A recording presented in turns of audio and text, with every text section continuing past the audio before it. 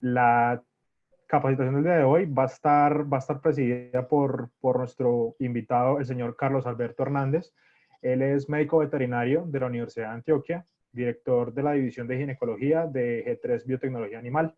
Eh, Démosle por favor un caluroso saludo.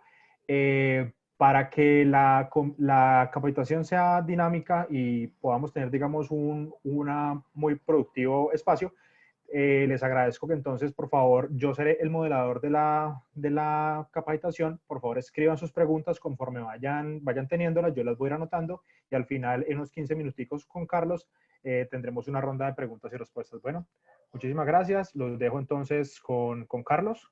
Carlos, bienvenido y es un gusto poderte tener acá con nosotros. Bueno, hola Manuel, hola a todos. Espero que se encuentren muy bien, juiciosos en la cuarentena, guardando pues ahí el aislamiento y trabajando juicioso en información. Bueno, el día de hoy vamos a hablar algo acerca de las receptoras. Es un tema que ha sido bastante trabajado. Yo creo que es un tema que es importante que todos lo conozcamos como desde su esencia. Y para ello vamos a hablar muy desde las partes generales de lo que es seleccionar una empresa y tener el conocimiento de ella, de una empresa de selección de receptoras. Quiero antes de todo saber si todos oyen, si todos reciben la información. De pronto Manuel como moderador me puede comunicar alguna alteración o algo que pueda haber en la charla. No sé si ven la pantalla, si escuchan bien el audio, para poder ir adelantando en la presentación. Sí, aquí me están diciendo que lo pueden escuchar Listo, y que perfecto. pueden ver la pantalla. Ok, entonces vamos a seguir. Nosotros entonces tenemos como objetivo principal hablar algo de la receptora en un ambiente que sea común a todo el público que tenemos hoy. Tenemos ganaderos, estudiantes de veterinaria, veterinarios con ya algo de bagaje dentro del proceso biotecnológico en bovinos en Colombia, en Ecuador, hay gente de Argentina, hay gente de México, de Panamá, que se unieron a la reunión. Entonces, por eso hemos titulado el ABC de la receptora. Digamos que la temática de la charla la hemos dividido en dos partes. Vamos a llegar hasta la parte de algo de las enfermedades infecciosas que nos atañen y la parte, digamos que un poquito más densa, que es la parte de los protocolos y las variantes que podemos tener con los protocolos, los vamos a dejar para la charla del miércoles. Y ahí incluimos algo de lo del manejo de la receptora en búfalos, para aquellos que están interesados bastante en búfalos, que hemos tenido bastantes réplicas acerca de la importancia que viene día a día teniendo los bufalinos. Vamos a darle un clic a esto. Entonces, bueno, esto es para un recorder y las biotécnicas reproductivas se dividen en una gran variedad de eventos, desde la inseminación artificial hasta la clonación y la transgénesis. A nosotros nos va a interesar básicamente el día de hoy la parte, vamos a escoger una fecha acá, la parte que es de producción de embriones in vitro. Uy, perdón ahí que se me adelantó.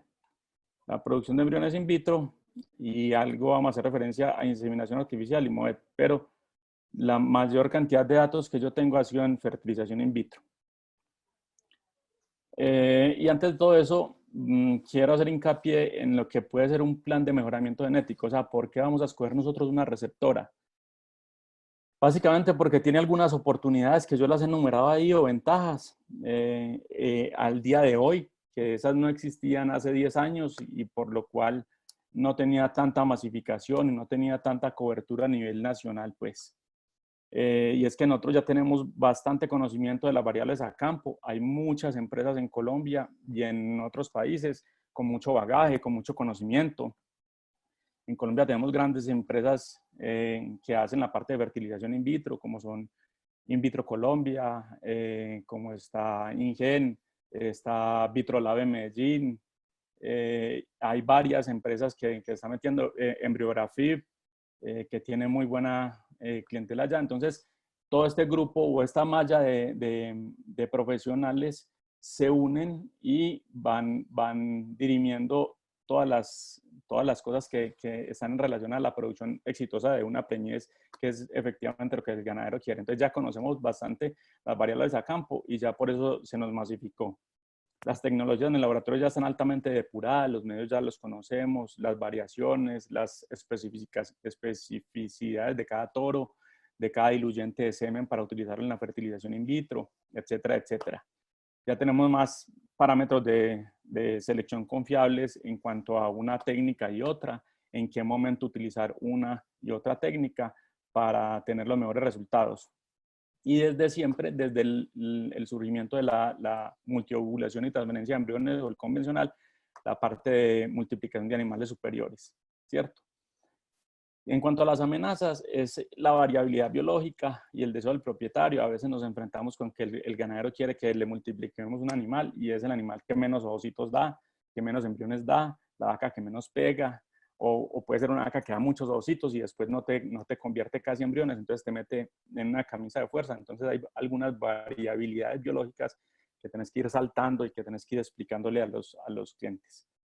Hay disponibilidad de material genético en algunas razas escasos, en algunas otras razas es mucho más fácil de conseguir. Aquí surgió a partir del auge y el boom del Brahman. Y digamos que actualmente el GIR es el que maneja todo el volumen mayor de producción de embriones in vitro, pero hay una amplia gama de razas que se vienen presentando. Yo en la pantalla veo 3 rayas de colores para que por favor traten de no rayar la pantalla porque después no se nos vuelve en una serie de gráficos y colores toda la presentación. Entonces, dependiendo de las oportunidades o ventajas y las amenazas y las desventajas, yo debo escoger mi plan de mejoramiento. Estas presentaciones se las dejo allí para que ustedes las vayan teniendo y para yo poder ir avanzando un poquito más. Entonces, hay casos, por ejemplo, este es un modelo en Manabí, en Ecuador, donde el propósito era multiplicar animales de alta selección genética y para ver ese grupo de animales necesitábamos un alto grupo de receptoras. Entonces, ahí es donde tenemos que empezar nosotros a ver cuáles son las arandelas o los tornillos que hay que apretar para poder tener el mejor éxito o el mejor resultado. Y por ejemplo, en este modelo se trataba de tener una raza que fuera adaptable, rústica y que fuera muy bonita. Entonces, tipo, rusticidad, adaptabilidad y que fuera de eso, fuera pesada, o sea, que tuviera un buen peso final. Teniendo como con esas premisas, entonces uno escoge tres padres que pueden entregarte esas posibilidades. Una raza, en este caso fue la Bradford, la que se utilizó, pero hay otros modelos productivos en los cuales el individuo se convierte en un número. Y entonces este es el caso de una finca productora de leche en Belmira, aquí en el municipio de Antioquia, en el departamento de Antioquia, municipio de Belmira, en la cual la vaca deja de ser la vaca. La vaca simplemente es un número y es una multiplicación de animales determinada por sus características genómicas. Entonces los animales a un lado tenían la identificación del padre, al lado del de la madre. En el lado totalmente izquierdo vemos que está el nombre de ella, cómo se identificó ella en Estados Unidos a través de su prueba genómica, y a partir de esas pruebas genómicas se hace un ranqueo. Y este ranqueo, voy a ver si puedo... Y este ranqueo es el que nos determina a nosotros si nosotros escogemos por esta característica o por alguna de las otras características. En este caso estaba seleccionado creo que por leche. Entonces, de menor a mayor, y se escogían, por ejemplo, la guía era la vaca con sus pruebas genómicas, la de mayor propensión a producción de un volumen más alto de leche. Digamos lo que es un ejemplo. Y aquí no sabemos ni quién es la guía, ni quién es la preciosa, ni quién es Maya. Lo único que se sabe de ella son los números que tiene planteados ahí, y de ahí empezar a hacer el modelo productivo, que es otra de las características por las cuales yo puedo empezar a hacer un mejoramiento genético. Entonces ya, ¿sobre quién vamos a hacer ese mejoramiento genético? Si lo que vamos a hacer es multiplicar animales genéticamente superiores, entonces tenemos que escoger quién va a llevar la gestación. ¿Cuál es la receptora ideal? Porque siempre le preguntan a uno, ¿cuál es mi receptora ideal? Y entonces uno puede tener una idea en la cabeza de cuál puede ser su receptora ideal, pero básicamente el modelo productivo de esa finca hace que esa receptora que uno escogió puede ser inviable. Y ahorita, en medida que vamos viendo los slides o las diapositivas, vamos viendo cómo vamos modificando esas alternativas. Por ejemplo, hay modelos productivos que le preguntan a uno tipo leche o tipo carne, ¿cierto? Entonces uno les dice, no, pues tipo leche, y era una ganadería totalmente de ganado blanco, no sabían manejar un poquito más allá las vacas que daban mayor producción, tenían muchos problemas después con mastitis, entonces las receptoras se les convertían en un problema. Terminaban vendiendo la receptora y era un pasivo que tenían dentro del ejercicio financiero de la ganadería. Entonces se convertía un embrión en un producto de alto valor genético, pero mucho más costoso de lo que se había valorado al principio. También puede ser una vaca o una novilla. Es una pregunta muy, muy común en el gremio que te van a preguntar. Enseguida miramos a ver si puedo utilizar las novillas blancas. Por ejemplo, cuando tenemos todo el levante del ganado cebú, del ganado Brahman, si podemos utilizar las novillas que van en el levante o las novillas de reposición como receptoras, ¿cierto? Esa es otra de las características. Ahorita vemos algunos estudios que encontramos y para que cada quien tome la decisión. Si es lechería especializada, si manejar grupos de receptoras, ir a una central de receptoras o tener mejor un lote de inseminación, que es un modelo que se utiliza mucho en la Argentina, que se utiliza la cabeza de aparición, después el cuerpo de la aparición para hacer las transferencias y por último la cola de la aparición. La foto precisamente representa un grupo de vacas que iban para inseminación, que se tomaron como receptoras de embriones porque iban a recibir embriones de alta calidad y se tomó la cabeza de aparición. Normalmente ahorita lo vemos, es un muy buen índice reproductivo, van a tener muy buena preñez. Entonces ya después decimos, si queremos la receptora ideal, ¿qué debe cumplir esa receptora? No solamente quién debe ser, sino qué debe cumplir. Y nosotros simplemente la mayoría de las veces nos quedamos en la primera parte, ¿sí o no? Un manejo nutricional, que a veces es carente o a veces es excesivo. Un manejo sanitario, que también puede cumplir a veces con muy buen manejo y a veces ni se les acuerda que había que desparasitar las vacas o hacerles un manejo diferencial a las receptoras y después sincronizar el ciclo, que es en lo que nos centramos la mayoría de las personas, que lo que hacemos es llevar las vacas a ponerles hormonas y que las hormonas, como por arte de magia, surtan efecto. Y después se nos olvidan las otras cosas, que esos vamos a hablar un poquito en la charla del miércoles, que es algo que ha tomado mucha fuerza últimamente, que es la programación fetal, toda la modulación epigenética de esa cría que está in útero. Ver si inducimos parto o dejamos que la vaca para solita. Un momento, yo minimizo aquí. Cómo se hace el reconocimiento materno y cómo podemos intervenir en él. El manejo del neonato, que va un poquito ligado a la parte de la observación del parto. Cómo levantar la cría. En cuanto al destete inmediato o temprano, que en muchos modelos productivos se ve. Identificar las vacas que tienen alto peso al destete y que pueden influir por esa habilidad materna sobre embriones que van a pesar mucho más y que después pueden ser embriones que sobresalgan, ¿cierto? En muchas partes en el mundo lo que hace es que si la vaca es, como dice la gente, ruin de leche, pues le pongan una nodriza porque es el embrión más costoso, entonces vamos teniendo animales que van a ir subsanando las deficiencias de una receptora que fue, digamos, para un modelo mal seleccionada. Y lo que se nos olvida a veces es que la receptora tiene que ser preñada de nuevo. Tengo aquí un pequeño desfase.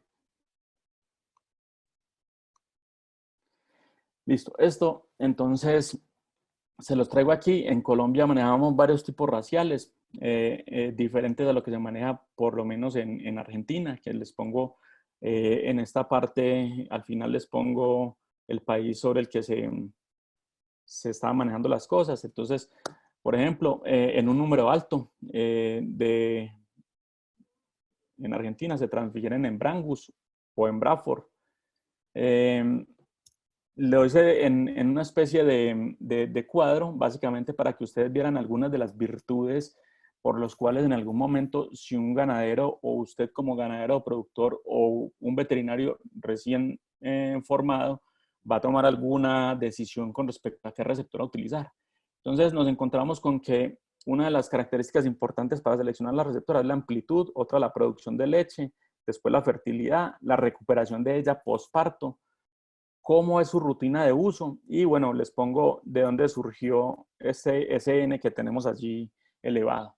Entonces, por eso vemos que el Brangus tiene una amplitud media, es de media a baja producción de leche, de muy buena fertilidad en las transferencias, o sea que los embriones pegan fácilmente. Se deja golpear bastante en el posparto y digamos que es un nivel de utilización entre Argentina, Colombia y todos, un nivel medio. Los cruces de Holstein se utilizan mucho en Colombia. Digamos que yo tenía solamente reportados como cruce de tal que me reportaba la información que nosotros llevamos, de 1873 transferencias de ellas. Son vacas de una amplitud media, una producción de leche media a alta, de una fertilidad media y de recuperación media. Sobre todo en las novillas que llegan al primer parto, ellas se tardan mucho en volver a hacerse preñar, entonces hay que estar pendiente de ella. Esa recuperación es importante para mí porque yo sé que en la vaca posparto, si yo tengo la obligación de volver a preñar esa receptora, tengo que hacer unas modificaciones nutricionales en el manejo y en el protocolo. Y así vemos varias. No las voy a explicar una a una, básicamente para que ustedes puedan relacionarse con cada uno de los cruces y ver cuál es el modelo que ustedes más tienen. Particularmente, en Ecuador se maneja mucho 100% la receptora CU en muchas partes. Teníamos 2.654 transferencias con muy buena amplitud, una producción de leche de media baja, pero la suficiente para levantar bien una cría, una fertilidad media, sobre todo algunas de las vacas y todo, o porque a veces son indóciles en el momento de la transferencia, pero se recuperan bien y se hacen preñar bien en el posparto. Entonces, por eso es que se utilizan tanto. Entonces, por eso les digo, les dejo allí esa presentación para que vayan mirando cada una. Después les había puesto en una de las presentaciones si escogerlas tipo leche o tipo carne. Esto es más para un modelo de trópico bajo, ¿cierto? ¿Qué tienen las receptoras tipo leche? Tienen una buena respuesta general, tienen un buen levante de su cría, porque habíamos dicho que tenían una producción media a alta, un bajo volumen disponible de ellas. El inconveniente de ellas es que cuando usted va a ir a trópico bajo a conseguir una guirolanda o una cruza gusolanda o giropar o singir, te va a valer mucho, ¿cierto? Entonces te va a costar poder comprar una vaca que sea con su biotipo de receptora de esta índole. Entonces, o te toca producirlas en tu finca o reutilizar las vacas. Entonces, bajo volumen disponible en el mercado, alto costo de venta, sobre todo la vaca. Nadie va a vender su vaca buena de leche para que sea receptora y no la va a vender por bajo precio. Es más común comprar novillas y por eso se dicen tipo leche, porque como dicen los ganaderos, es una moneda al aire. Las receptoras de carne entonces son fácilmente conseguibles, sobre todo todas las blancas. En Colombia, digamos que una novilla de 280 hasta 350 kilos es fácilmente conseguible en las ganaderías y dependiendo del pulso del propietario puede estar entre 900 y 1.400.000 por vacía. Entonces, digamos que es un precio mucho más asequible. La vaca tipo leche no la vas a conseguir en ese precio. Tienen una muy buena respuesta a la preñez.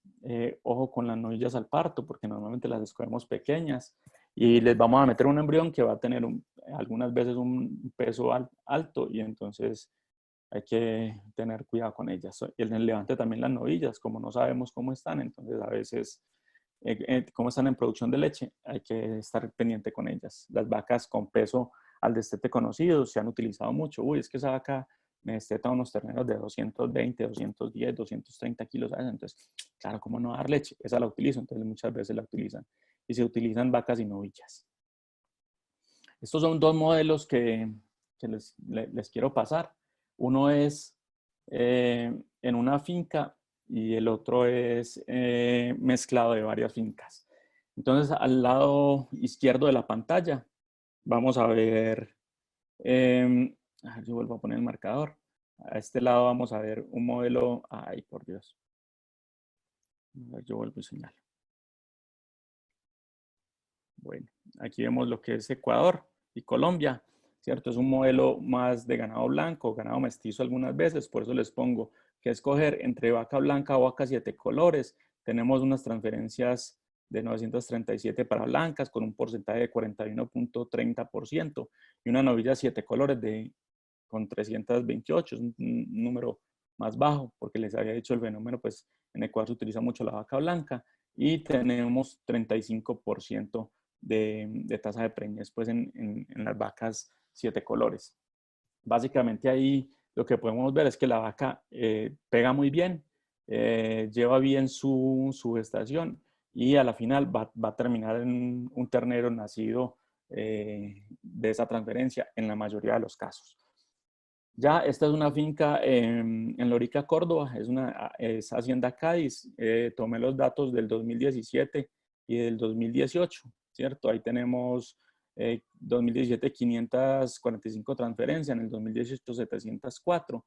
Ellos utilizaron un Brahman puro y F1, pero este no es en cuanto a la receptora, sino en cuanto a la raza del embrión que estábamos transfiriendo. ¿Por qué se los pongo acá? Una de las preguntas que muy comúnmente hacen es, venga, y si yo le pongo embriones F1 o si le pongo embriones de Holstein o si le pongo embriones de Brahman a las vacas Holstein que son tan duras de preñar, eso se preña de una. Entonces, nosotros buscamos toda la información que había. Esto era casi todo vacas tipo leche, 7 colores, como ven ahí atrás en la diapositiva, muchas de ellas paridas porque ellos tienen una lechería.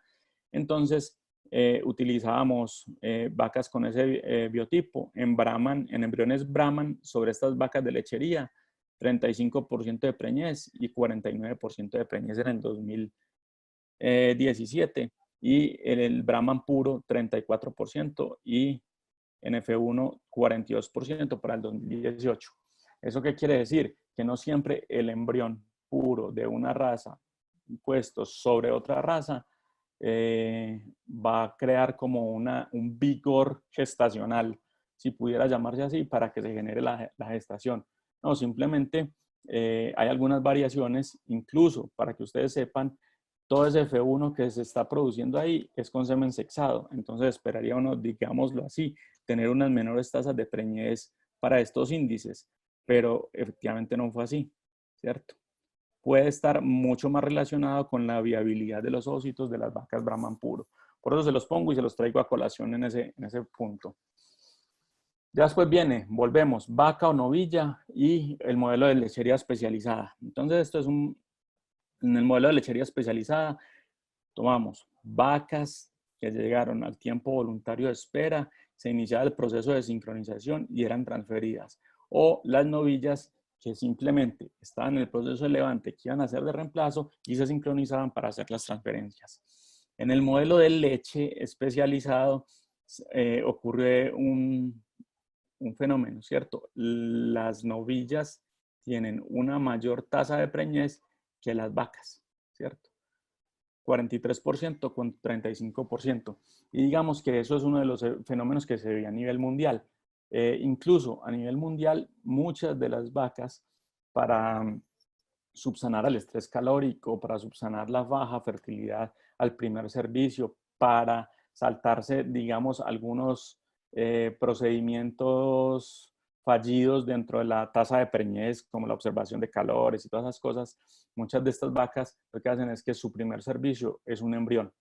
Y por eso se alcanzan a tener unas tasas de preñez un poquito más altas con embriones que con inseminación artificial, o en algunos casos francamente más altas con transferencia de embriones que con inseminación artificial.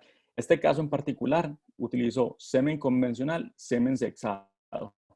Las novillas, por obvias razones, digámoslo, tenían menos volumen de transferencias, pero derivaron una buena tasa de preñez.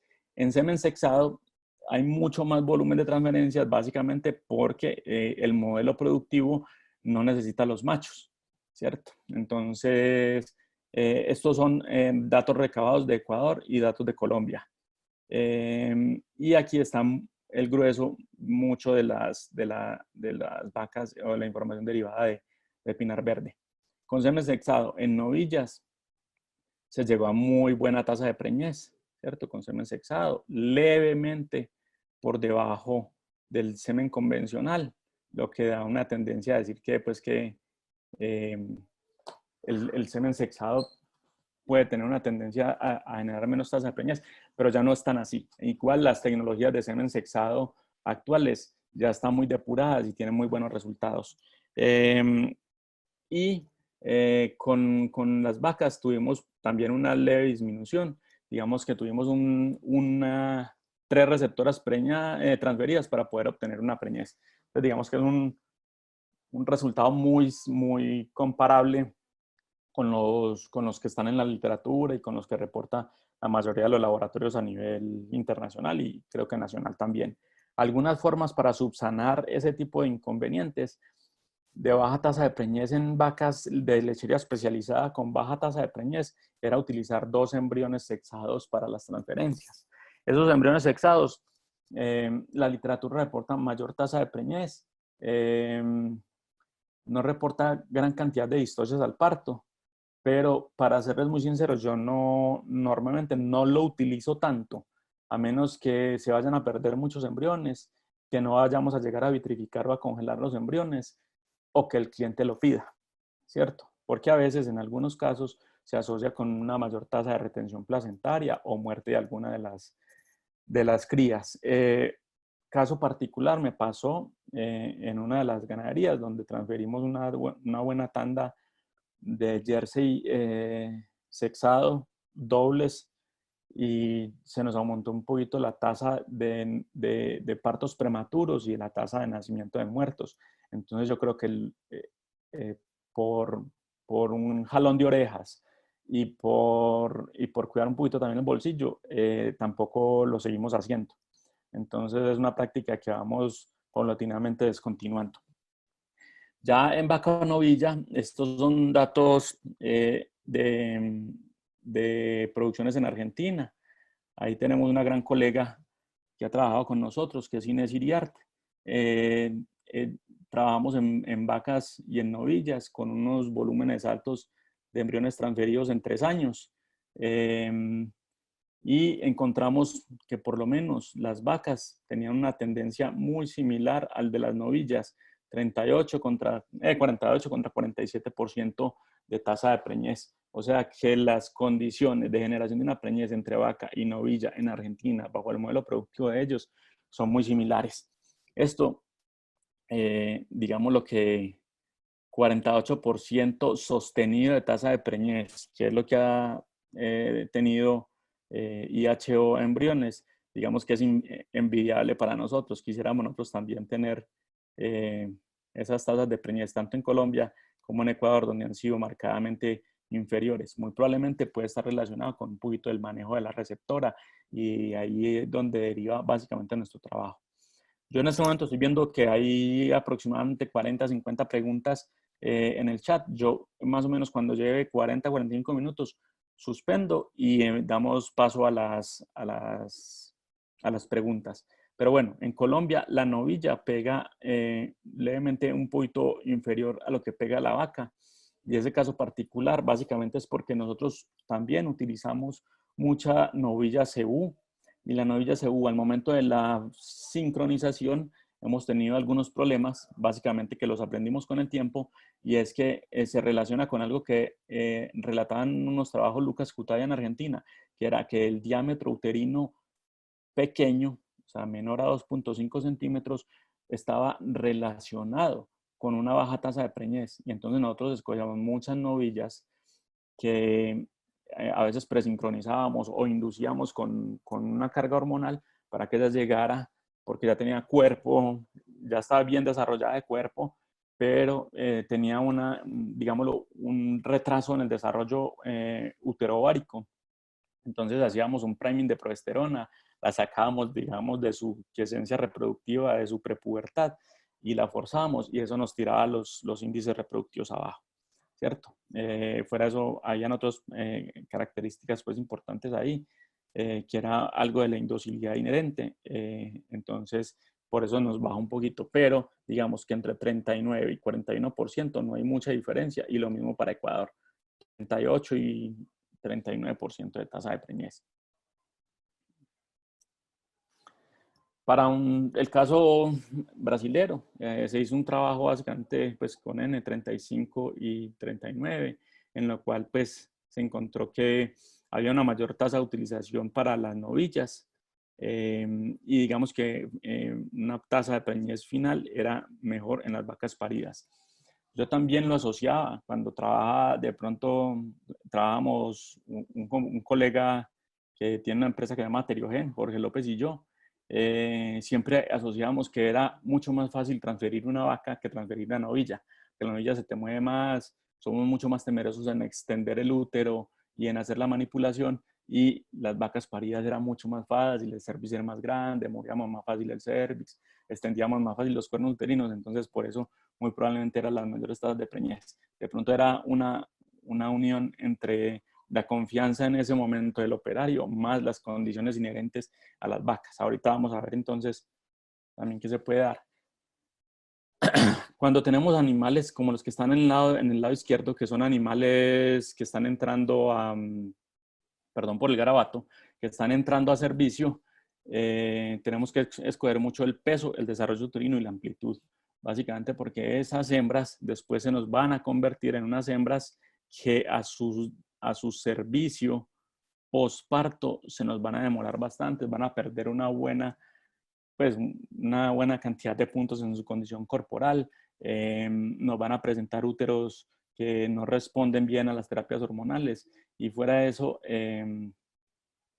si tiene buena aptitud lechera, el ternero va a tener una buena demanda, porque los hábitos, digamos, de amamantamiento, digamos, de los cebuinos y los taurinos son diferentes. Entonces, hay que también jugar un poquito con esa fisiología del amamantamiento del ternero. Y a veces las hembras no dan abasto. Mire, el ternero que tiene esta receptora al lado, pues es una hembra completa. Quiere decir de la buena actitud de ella para levantarla, pero del reto que tiene el veterinario después para sincronizarla.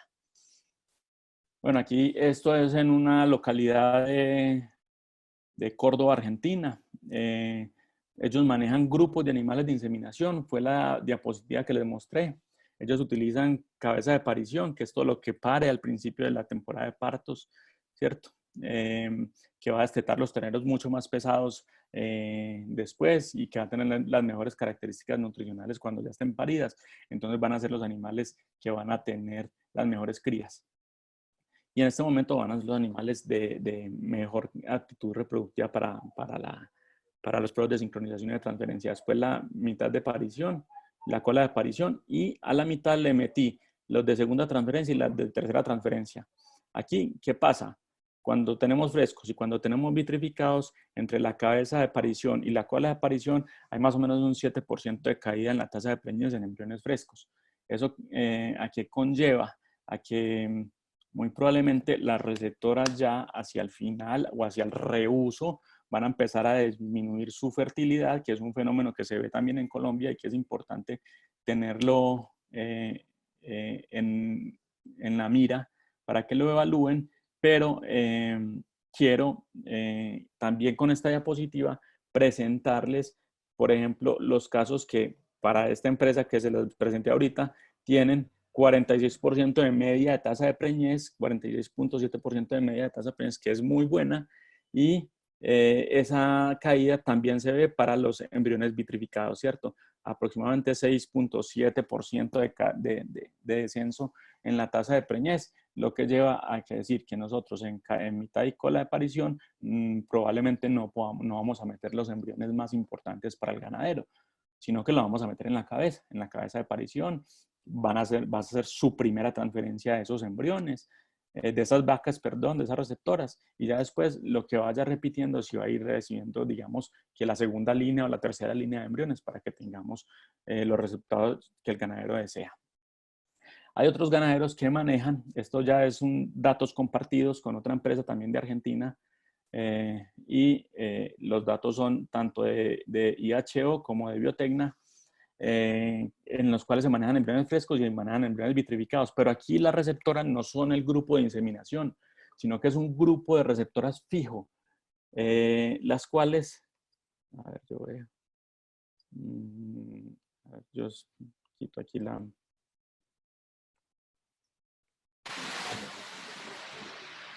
Ahí les dejo como la temática de sincronización.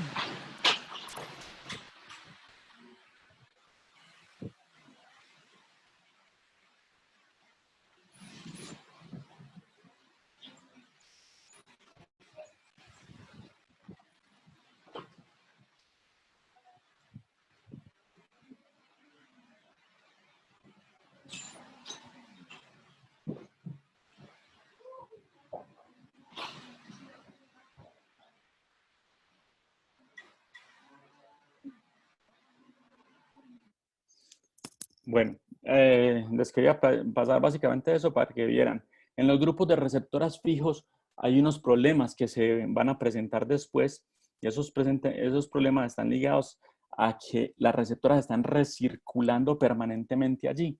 Entonces, vas a después a tener una evaluación sesgada y no es ni siquiera por la calidad embrionaria ni por el proceso de la transferencia, etcétera, sino que como ellas son el grupo de receptoras, van a estar en recirculación, en reciclaje y van a pasar cosas como esta que vemos acá. En la primera transferencia ellas van a tener por frescos un 45% de tasa de preñez versus un 43% de tasa de preñez. Digamos que venimos un 1% por debajo de lo que veníamos con lo que tenía IHO.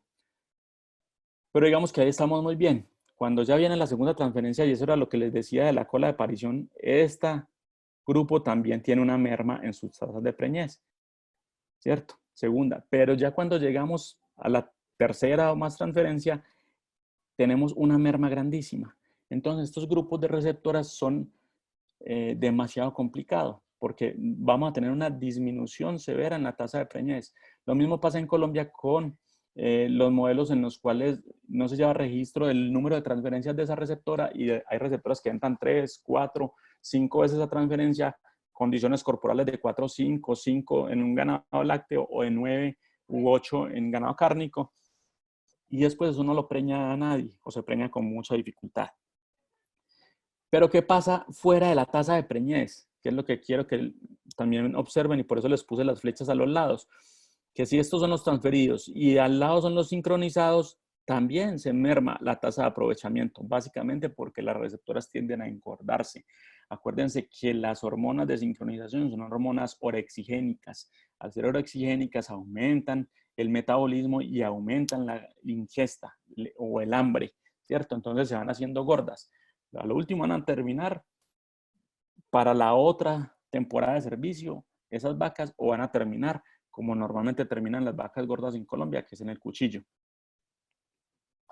Entonces, por eso es importante que tengan en cuenta la medida de condición corporal. Ese score de condición corporal es un indicativo importante del estatus reproductivo, ¿cierto? Normalmente, bueno, se los dejo aquí para que las vean. Para ganado cárnico está a la derecha y para ganado lechero Holstein está a su izquierda, para que lo vayan observando, tengan más o menos las evaluaciones y es bastante didáctica la gráfica.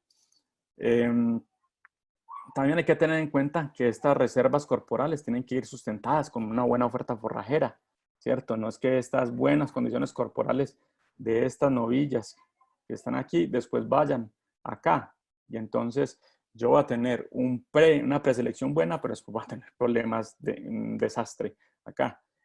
Y más cuando este problema se me viene para acá, ¿cierto?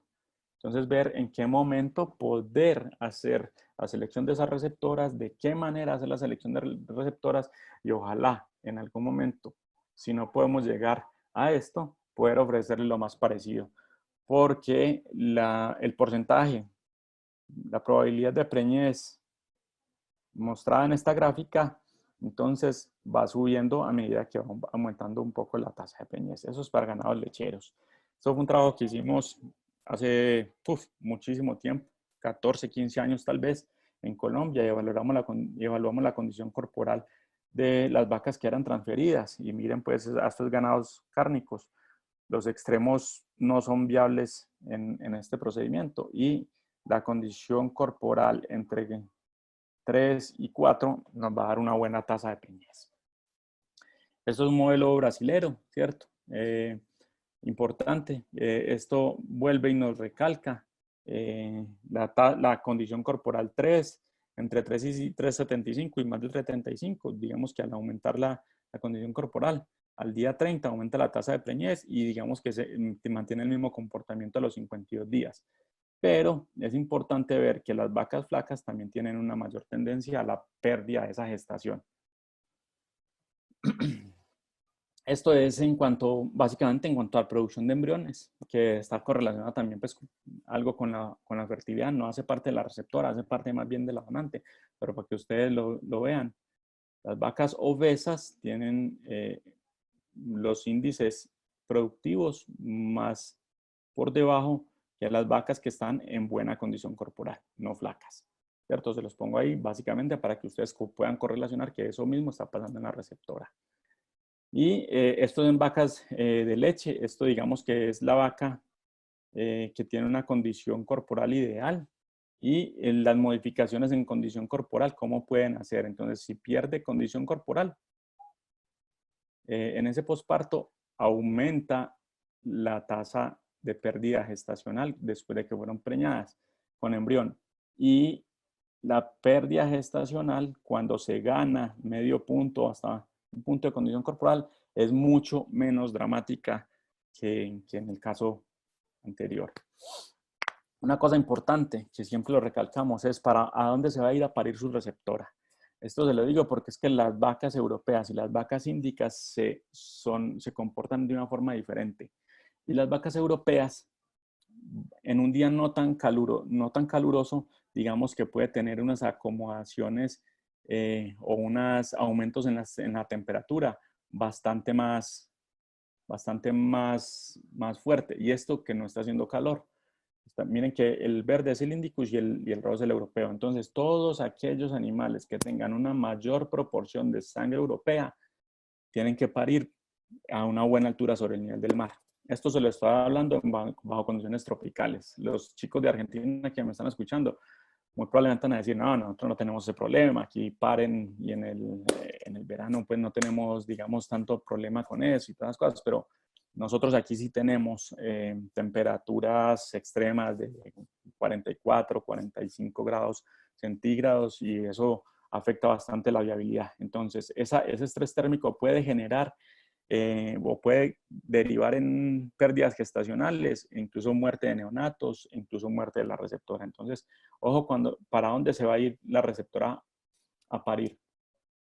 Siempre tenemos que hacer chequeos reproductivos, ¿cierto?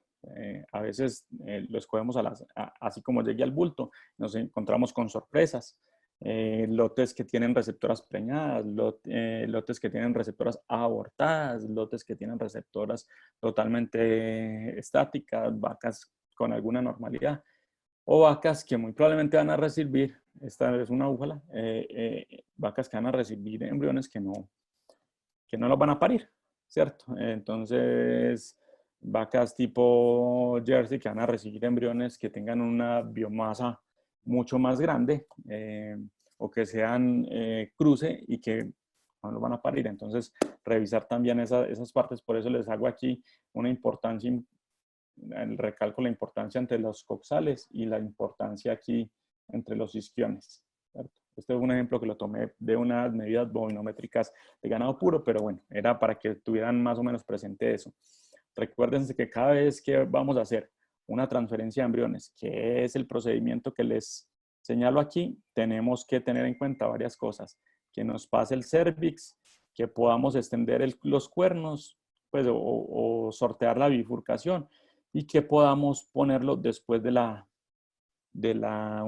bifurcación entre los cuernos o por lo menos en la curvatura mayor, por lo menos, y ahí un poquito más para adelante.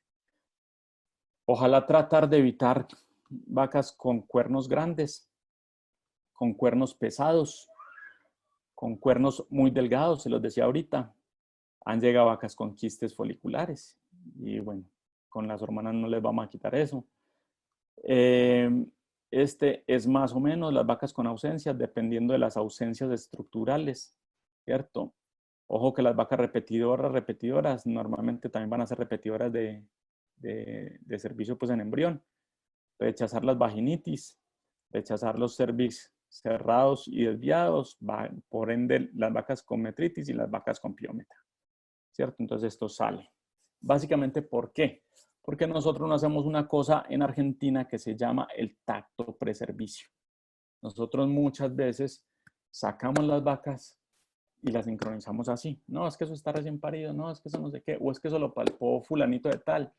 Y a veces nosotros creemos. Yo básicamente digo, siempre es una, digamos, metodología que hemos tomado, siempre hacer tacto preservicio, porque miren, estos son los descartes. El 12% de todas las vacas que se descartan por problemas de cervix, el 5% por útero pesado y el 7% por secreciones al momento de la transferencia. ¿Eso qué va? A que si usted sincroniza 100 receptoras, estos tres aspectos van a hacer que usted descarte 4 receptoras. Y si eso cuesta más o menos $9.5, que es lo que cuesta más o menos en Colombia un protocolo, usted en esa transferencia va a perder $40 solamente por ese aspecto. Los otros aspectos son los relacionados con el protocolo, ¿cierto? Digamos que si usted tiene una tasa de utilización del 80%, entre el 75 y el 80%, entonces 4 le van a salir por esto y más o menos 15 le van a salir por esto, de cada 100 receptoras. Entonces, si usted tiene 100 receptoras, más o menos va a perder $142 por alguna cosa del protocolo. Entonces hay que ver las variables de la receptora, las variables hormonales, condición corporal, estado de la receptora, todas las cosas para tratar de minimizar este valor. ¿Y cómo minimizo ese valor? Aumentando la tasa de utilización. O sea, disminución del número de vacas que yo rechace. Pero de entrada yo puedo ganarme estos 40 de una. ¿Cómo me gano esos 40 de una? Hoy en Colombia, $40 son 120.000 pesos. Digamos que es la mitad o la tercera parte de un día que un veterinario cobra por ir a palpar o sincronizar unas receptoras. Entonces, tener cuidado con eso. ¿Y esto en qué deriva? En que si usted cada vez escoge cervix con problemas, cervix y úteros pesados, tiene secreciones, va a llevar a lo que Gabriel Boa en el 2004 decía como la calidad de la calificación de la transferencia. Y eso no es más que la facilidad con la que usted pudo atravesar el cervix y desplegar el útero, ¿cierto? Que son los dos primeros ítems que yo le decía acá. Entonces, si yo tengo una buena transferencia, mire, la tasa preñez va a ser del 48%, si va a ser regular del 46% y va a ser mala del 28%. Entonces, muy probablemente voy a tener una regular o mala transferencia y este 4 se me va a convertir, dígalo, en 5 y ya voy a perder son $50. Entonces, son todas esas cositas que voy a tratar, que estoy tratando de señalizar. Les voy a dejar ahí para abrir las preguntas y pasamos ya a la próxima charla del miércoles para no saturarlos y poder, yo sé que tienen varias preguntas y si no, y si tenemos tiempo, ahorita entonces con algunos me quedo dándoles todo lo que es plan sanitario, que son de lo que normalmente venimos hablando. Bueno, y si no lo podemos hablar, quiero señalarles esto que es bastante importante. Siempre les dicen, vacuno contra aftosa al ganado recién transferido. Usted fácilmente le puede decir que no. Mire, las vacas, esto es de un modelo de inseminación artificial, pero sucede lo mismo. Las vacas gestantes, que son este grupo, tuvieron 16% más de pérdida embrionaria que las vacas que fueron vacunadas antes de la transferencia, ¿cierto? Estas fueron transferidas más o menos a los días 30 de la gestación. ¿Qué pasa con la vacuna? ¿Qué es lo que hace? La vacuna produce digamos, una hipertermia moderada por la reacción vacunal y esa hipertermia puede llevar a eso, a pérdidas gestacionales. Y como es un virus epiteliotropo, entonces puede crear problemas en el proceso de reconocimiento. Si usted las vacuna entre los 12 y los 18, puede tener mayor tasa de reabsorción que si los vacuna, digamos, a los 30. Pero por favor, traten de recomendarle a los propietarios que espere hasta los 60 días. Que se vino el ciclo de vacunación, diga que lo esperen hasta el final un poquito o que le den la vacuna y que usted se asume la responsabilidad de ponerla de alguna manera, trate de hacer algo o que vuelvan y le repitan, lo más probablemente la visita después. Mire, lo mismo pasó aquí, vacas preñadas a los 30 días o 10 días antes del servicio, también. Esto es más o menos lo que se presentaba ya, ¿cierto? Listo. Ahora sí, a ver, yo veo, dejo de compartir y ya me salgo. No sé ni Carlos, cómo se... si quieres, he tomado acá una lista de las preguntas que han estado haciendo. Te las puedo ir mencionando una por una. Ok. Bueno, empezamos con el señor Sergio Velandia. Él pregunta, en el caso de receptoras CU, ¿aumenta el número de abortos o pérdidas antes de llegar a término las preñeces dobles? Con las preñeces CU no hemos tenido una relación grande con tasa de retorno, tasa de abortos pues con preñeces múltiples, ¿cierto? Los hemos visto más que todo en ganado Holstein, que fue donde hicimos las evaluaciones, y en algunos casos en Ecuador en particular con transferencias de embriones dobles. Lo que pasaba con ellos es que aumentaban los niveles de cortisol a la hora del parto, se adelantaban los partos y la gente los tomaba fuera de lugar. Entonces decía, uy, se adelantaron 8 días, se adelantaron 10 días, ¿por qué se adelantaron? Que no sé qué. Entonces, la muerte embrionaria, pues perdón, fetal era más asociada con inasistencias que con el biotipo más del animal. Ya después en la vida postnatal yo lo que vería es la capacidad de que la hembra amamante dos crías. Listo. Seguimos con una pregunta del señor Spineda. Qué pena, pero me aparecen solo los usuarios. Dice, ¿has trabajado con hembras F1 Brahman como receptoras? ¿Qué tal los resultados? F1 Brahman bueno, la mayoría de los animales que consigue uno, digamos que o 7 colores u otros modelos, digamos tienen una fuerte base Brahman.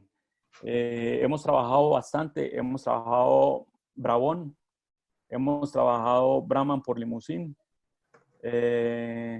Bramolandos, en los cuales hemos tenido muy buenas tasas de utilización, muy buenas tasas de preñez, son muy buenas madres, tienen muy buena estructura y muy buen envase, pero hay algunas diferencias, digamos, de la una con respecto a la otra. Por ejemplo, el Brabón tiene muy buenos índices de preñez, pero es muy tardía en el posparto para recuperar su actividad, porque se entrega demasiado a la cría. Los cruces con limusín se utilizan mucho. Hubo un caso en particular trabajando alguna vez con Ramón Gómez de In Vitro Colombia. Él tenía que hacer unas preñeces para un torero y siempre escogía que fueran cruces con limusín porque tenían una menor producción de leche y al tener una producción de leche el ternero de toros no se le engordaba y no se le hacía muy musculoso y todas esas cosas a temprana edad. Entonces, bueno, esas variedades hacen que uno se acomode. Entonces, sí, con Brahman se trabaja bastante y en 7 colores y en cruces con varios. F1s con Angus, en Caucasia trabajé mucho con F1s con Angus, F1s con Simmental, muy buenas madres, muy buenas para parir, se recuperan fácil, muy buena estructura. Hay diferencias entre una y la otra.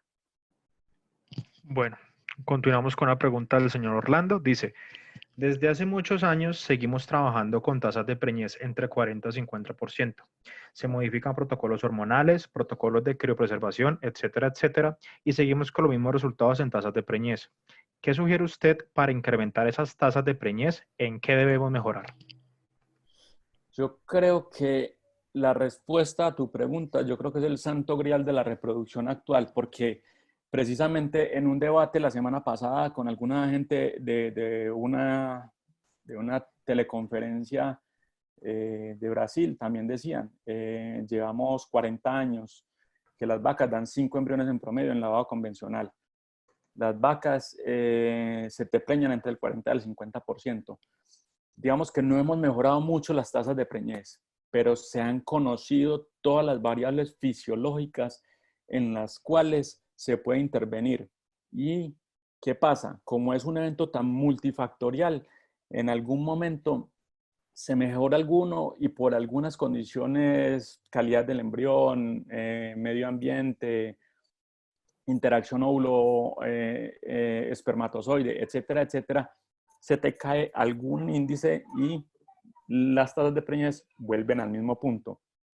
Digamos que lo que se está tratando de hacer con todos los protocolos de sincronización y con todo el manejo adecuado de la hormonoterapia y todas las cosas es aumentar el número de vacas servidas. Si yo aumento el número de vacas servidas o transferidas, por lo menos, a la final voy a tener un mayor número de vacas preñadas y voy a tener una mayor eficiencia productiva. Pero en términos puntuales, vamos a estar muy ahí, entre el 40 y el 50%. Y por eso te digo yo, sería como el santo grial de la reproducción en este momento, encontrar en ese momento en el que podamos subirlo y tenerlo estabilizado, ¿cierto? Porque vas a tener 70% de tasa de preñez y yo los he tenido, pero yo también he omitido, porque en redes sociales digamos que uno nunca pone el 0%, ni pone el 10%, ni el 12%. No lo hago yo y yo creo que la mayoría de los laboratorios no lo hacen, ¿cierto? Entonces, pero sí tengo una premisa, el cero nunca suma, el cero siempre divide. Cuando vos tenés el 74%, tu preñez acumulada fue realmente el 37%.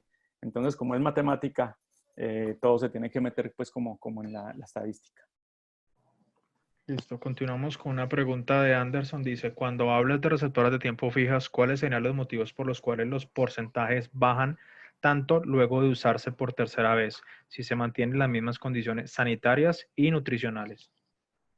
Sí, hay varios mecanismos de mediación de respuesta o de reconocimiento embriomaterno, ¿cierto? Y hay unas vacas que vos las transferís una vez y te quedan preñadas ya, y paren y las transferís de una vez y quedan preñadas ya. Entonces, esas vacas son las vacas de fácilmente preñez, pero en los lotes de receptoras, en los lotes fijos, que siempre son receptoras, como ellas entran a circulación, las vacas que entran a segunda y a tercera sincronización son aquellas vacas que por señalización, eh, por citoquinas, por alguna vía de movilización o de señalización celular a nivel endometrial, macrófagos, células de defensa, asesinos naturales, cualquier cosa a nivel endometrial, no reconocen el embrión. Entonces esas son las que no quedan a la primera, sino a la segunda, o a veces a la tercera, o a veces a la cuarta. Pero ese cero de su primera transferencia lleva a que ella vaya disminuyendo las tasas de preñez. Y a medida que vos la vas transfiriendo, vas creando una sensibilización endometrial a, digamos, entre comillas, agentes estresantes o nocivos que van a disminuir la probabilidad de reconocimiento de ese embrión. Entonces, por eso, cuando nosotros tenemos un lote fijo de receptoras, ellas, por ende, la reutilización y el reuso van a empezar a caer en su fertilidad, basado en números, pues, y biológicamente también. Bueno, continuamos con una pregunta del señor Sergio Velandia. Dice, ¿receptoras con ovarios planos pero con estructuras las utilizas? Esa es una muy buena pregunta y la respuesta es sí. Digamos que la plata y las cosas lo hacen evolucionar a uno en sus pensamientos. Entonces yo castigaba mucho las receptoras antes y solamente aquellas que tuvieran cuerpo luto y todas las metía, pero iba en contravía con el modelo de hormonoterapia, que es un protocolo. Nosotros lo que estamos es haciendo una serie de sucesos que van a simular fisiológicamente lo que sería la producción de un ciclo, ¿cierto? Entonces, lo que uno hace es, aquellas vacas que tienen por lo menos un tono uterino y la presencia de un folículo, por lo menos de entre 6 y 9 milímetros en cualquiera de sus ovarios, es una vaca que fácilmente va a sincronización. El tono uterino es el mayor indicador de un estado de actividad endometrial o uterina para la recepción de un embrión. ¿Cuáles sí soy muy receloso en seleccionar o decir que de pronto no las voy a escoger? Aquellas que tienen útero flácido, como les había dicho, y ovarios demasiado pequeños o unos ovarios que los que seleccionamos o palpamos diariamente en las fincas, decimos ovarios en moneda, que son demasiado delgados, y si vos haces una ecografía los encontrás multifoliculares y digamos que todos codominantes, o sea, no encontrás uno mucho más grande y uno mucho más pequeño, normalmente todos son entre 5 y 6 milímetros, no hay ninguno otro que vaya allá. Entonces, cuando vos pones una hormona e inducís una ciclicidad en ella, muy probablemente si pones gonadotropina coriónica equina, tenés dos posibilidades. La primera es que no te responda, ¿cierto? Porque ella no va a hacer exógenamente lo que la progesterona no está haciendo, que es activar ese hipotálamo hipófisis gonadal. Y la segunda posibilidad es que sí te responda, pero se te superovule. Entonces vas a llegar a la transferencia y vas a encontrar 3, 4, 5, 6, 10 cuerpos lúteos, dependiendo de la dosis que utilizaste. Y entonces ahí es donde dice uno, uy, es muy índica, entonces le pongo 200 unidades internacionales de ESG o 300 unidades para no superestimularla. Pero también me ha pasado en novillas Brangus con ovarios tipo moneda, que son así aplanados, multifoliculares. Dice uno, no, está, ¿usted por qué la metió? Le dice uno al propietario, porque nos ha pasado mucho en Argentina y uno la va a palpar y encuentra 6, 8 cuerpos lúteos. Entonces, normalmente esas vacas con 6, 8 cuerpos lúteos salen también de la transferencia porque normalmente no deriva en una gestación. Listo, continuamos con esta pregunta del señor Omar Andrés Santos. Si tengo un lote de novillas F1 sincronizadas y por algún motivo hay que cambiar día de retiro, ¿cuál sería la mejor opción? ¿Día 7 o día 9? O sea, no la voy a hacer en día 8, sino que la tengo que hacer en día 7 o en día 9. Invariablemente, el protocolo te permite o es, digamos, lo elástico entre día 7 y en día 9. Digo que en el momento en que vos podás acomodarlo, no hubo ninguna diferencia estadísticamente significativa entre dejar el dispositivo 7, 8 o 9 días. Lo que sí tienes que mover es la aplicación de las otras hormonas consecuentemente con la retirada del dispositivo. Pero no hubo ninguna diferencia estadísticamente significativa. Listo. ¿Qué opinas de utilizar receptoras paridas que se ordeñen con oxitocina?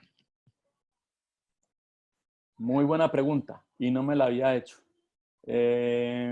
Normalmente no me toca, pero acuérdense que la oxitocina es un sensibilizante de receptores de estrógenos a nivel endometrial. Entonces, digamos que si aumentamos la concentración estrogénica hace poco, creo que el doctor Andrés Vera, el doctor Gabriel Bo y un grupo de veterinarios en Argentina hicieron un trabajo en el cual encontraron que al aumentar un poquito los niveles de estrógenos en el protocolo de sincronización, aumentaba la tasa de preñez. Entonces, muy probablemente esa sensibilización de niveles de estrógenos a nivel endometrial y después la subsecuente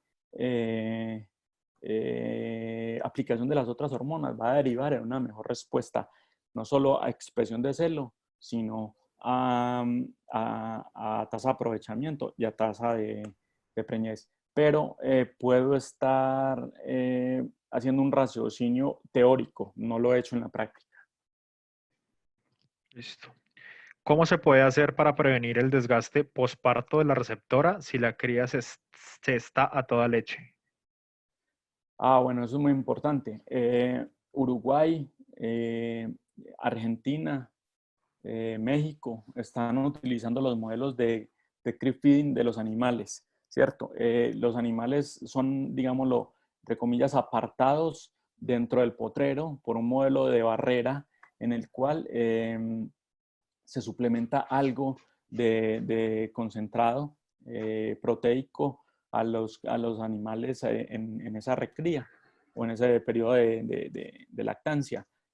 Y eso conlleva a que ellos vayan ganando, tengan un nivel de saciedad corporal y induzcan, digamos, que la receptora no esté permanentemente en estímulo lactogénico y no se desgaste tanto la receptora. Entonces, digamos que es un modelo bastante importante. La Asociación Colombiana de Angus y de Brangus de Colombia hizo una capacitación la semana pasada o hace 15 días sobre creep feeding como modelos productivos en vacas recién paridas. Está en el Instagram de ellos colgado, pues, para que lo puedan. Es bastante interesante. Lo hizo un colega acá de Somex, para que lo vean. Es bueno. Bueno. En novillas girolandas, ¿qué tal es el funcionamiento del printing? No lo he hecho. Pero pues yo pienso que debe ser una buena alternativa. Quedo, digamos que en el aire con la respuesta.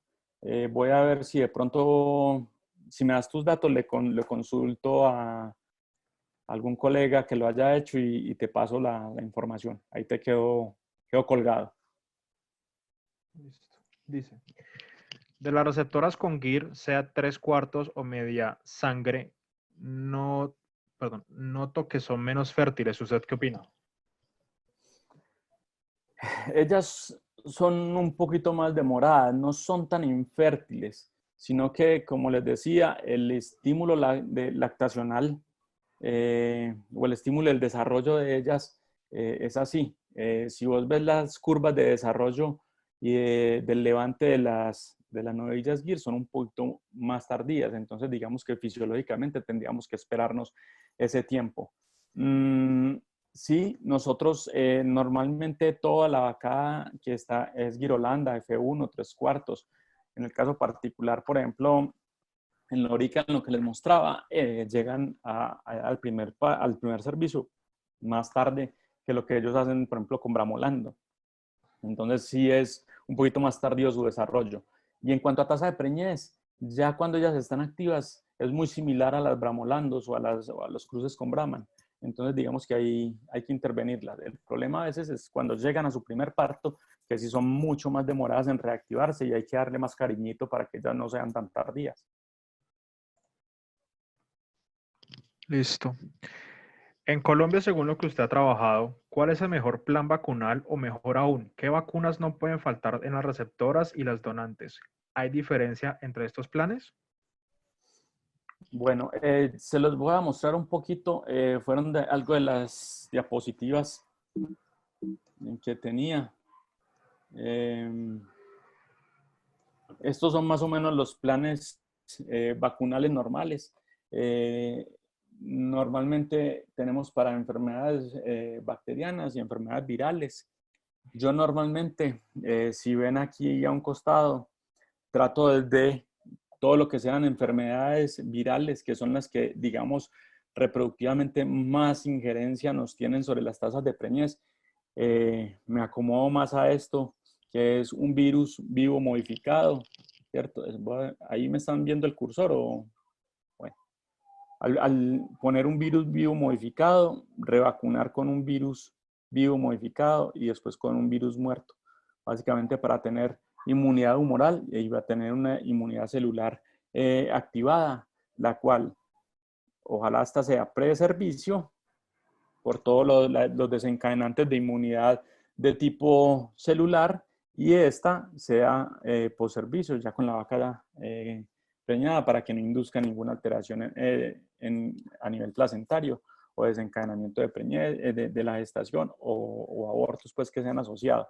Entonces, con las vacunas, a veces no me caso con una sola, sino que lo que hago es, como les digo, asociaciones entre vivo y después muerto para inducir inmunidad de las dos y que los anticuerpos se mantengan mucho más tiempo elevados.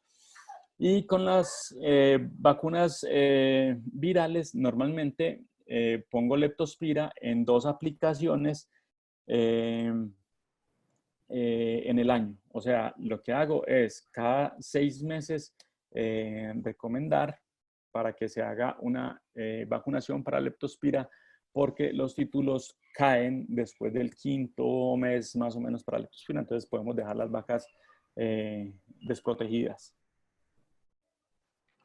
Listo. ¿Qué opina de la técnica Direct Defect Transfer? Muchas gracias. Sí. La técnica Direct Transfer es una muy buena técnica. Ha sido desarrollada por varios laboratorios a nivel mundial. El líder a nivel de Sudamérica es In Vitro Brasil. Tiene, digamos, muy buenos datos recabados en sus diferentes sedes, en Colombia con el doctor Ramón, en Argentina, en Brasil, en México, tiene muy buenos resultados.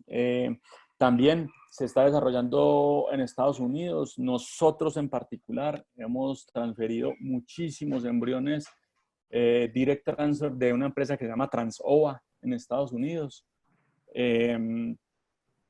con unos porcentajes de preñez demasiado estables, demasiado estables. Si me preguntan qué tienen, qué hacen, no sé. Ni los unos ni los otros, o sea, ni In Vitro Brasil ni Transova, sé qué es lo que hacen para el direct transfer. Pero con Transova no puedo negar que la tasa de preñez no es inferior del 50%. Son excelentes, o sea, preñan muy, muy bien. Las tasas de In Vitro Brasil no los conozco de cerca. Sé que han sido algo fluctuantes. Han estado entre el 20 y el 45%, pero básicamente obedece a mi ignorancia cercana, ¿cierto? En el otro es porque yo he transferido casi 200 embriones de Transova en Colombia, y el otro yo directamente no he transferido, sino que ha sido por el voz a voz. Y muchos otros laboratorios y proveedores de medios venden medios para hacer direct transfer, pero digamos lo que no tengo ninguna referencia en cuanto a su efectividad o a su eficiencia. Nosotros en el laboratorio que tenemos en Guayaquil y en Medellín, y los que se asesoran por parte de la doctora Diana Maturana en Centroamérica, hemos empezado a hacer algunos ensayos, pero hemos tenido tasas de preñez variables, ¿cierto? O sea, en este momento podría ser una quijotada de nuestra parte salir comercialmente a ofrecer una técnica que nos puede presentar entre el 15 y el 40% de tasa de preñez, y después se nos cae otra vez al 15, al 10, al 12. Entonces, bueno, confiablemente In Vitro Brasil y Transova, digo yo, que son los que en este momento pueden tener la sartén, digamos, por el mango en esa metodología, pero es una buena metodología y está rindiendo resultados. Listo. Preguntan, después del parto, ¿a los cuántos días se puede trabajar? Como receptora, bueno, yo como receptora, si yo voy a escogerla para una ganadería de carne, normalmente me espero que tenga 35, 40 días. Ahí se hace una palpación y ya se pueden escoger muchos. Depende mucho de la condición corporal y los hallazgos a la palpación. El estándar era 60 días, pero si yo a los 60 días empiezo y pongo dispositivo, quiere decir que la voy a transferir a los 77 días. Entonces ya se me está ampliando un poquito la receptora, ¿cierto? Pero todo depende mucho de las fincas y de todo, y del flujo de partos y de lo que tengan a disponibilidad. Pero si te entregan vacas de 35 días en adelante, no vas a tener ningún problema con la presentación. Simplemente tienes que palparlas. Listo. Preguntan aquí, si tengo un lote de novillas F1 sincronizadas y por algún motivo hay que cambiar día de retiro, ¿cuál sería la mejor? Ah, perdón, esta ya la habíamos... Sí. No sé por qué me apareció otra vez, qué pena, la repitieron, disculpe. ¿Cuál ¿Cuál es la incidencia de enfermedades venéreas como tricomona, campylobacter, etc. en Colombia? Pues yo no tengo datos muy frescos. Sería muy desconocedor en este momento de la actualidad. Creo que Campylobacter y Trichomonas en programas de transferencia de embriones por fertilización in vitro y por lavado convencional, en este momento son inferiores al 30%, ¿cierto? Pero en manejo a campo y en manejo de rodeos comerciales no tengo información, ¿cierto? Quedaría como también como de tarea. Listo. Dice, de las receptoras que superovulan a la sincronización hormonal, ¿qué porcentaje de preñez ha tenido? ¿O hasta cuántos cuerpos lúteos múltiples transfiere y que tengan un buen resultado? Sí, hay varios trabajos, unos brasileros, digamos que eso tiene dos vertientes de discusión. La primera eran los del doctor Baruselli y todos los compañeros de trabajo de él, que decía que a mayor número de cuerpos lúteos, mayor tasa de preñez y sin ningún problema transferían y tenían datos bastante confiables en cuanto a la transferencia. Hay otro grupo de investigadores de la UNESPI que dice que a más de 3 o 4 cuerpos lúteos, lo cual pueda producir más de 2.4 nanogramos por decilitro de progesterona, eso va en contra del aumento en la tasa de preñez. Entonces ellos dicen que no se pueden transferir receptoras que tengan más de 4 cuerpos lúteos. Nosotros hicimos más o menos en el 2007 una evaluación y tomamos como premisa las evaluaciones. Ay, se me olvida también darle el crédito. El doctor Edgar Cifuentes también hizo un trabajo en la sabana de Bogotá en la cual encontró novillas que se habían superestimulado y él encontraba también que las vacas que se superestimulaban disminuían la tasa de preñez. Muy probablemente porque la progesterona es un inmunomodulador fuerte. Entonces, lo que hace es que aumenta la población de linfocitos TCD4 y CD8 a nivel del lumen endometrial y lo que hace es que crea como un nuevo reconocimiento de esa gestación. Entonces nosotros desde 2007 más o menos decimos, no, 4 cuerpos lúteos para arriba no se usa porque clínicamente lo vimos. Esa evaluación se hizo en contadora con todas las transferencias y las vacas que se nos superestimulaban y se transferían, terminamos con ellas vacías. Bueno, listo. Por favor, creo que ya este es el tiempo que tenemos. Les agradezco a las personas quienes por cuestión de tiempo no pudimos responderle. Por favor, por interno, si quieren, me pueden escribir de nuevo su pregunta y me escriben el correo y les estaremos dando respuesta. De veras, pues agradecemos mucho que nos hayan podido acompañar. De nuevo, Carlos, muchas gracias por el apoyo, por la alianza, por la compañía. Y nada, estén pendientes entonces para el día miércoles de nuevo, a las 5 de la tarde. Ok, perfecto. Aquí estaremos y bueno, espero poder responder más dudas para la próxima. Bueno, de nuevo, Carlos, muchas gracias. De nuevo a todos, muchas gracias. Que estén muy bien. Ya saben, por escrito me pueden escribir sus preguntas y yo se las estaré dando de comunicar a Carlos. Muchas gracias a todos. Gracias, chao.